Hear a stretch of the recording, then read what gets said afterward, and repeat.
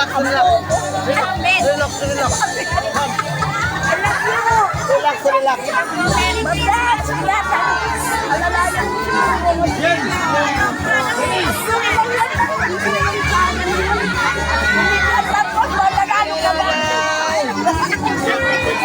Nanay. Sir Francis. Masasabi mo yun ang rally ng mga Duterte sa EDSA? Doon din ako eh.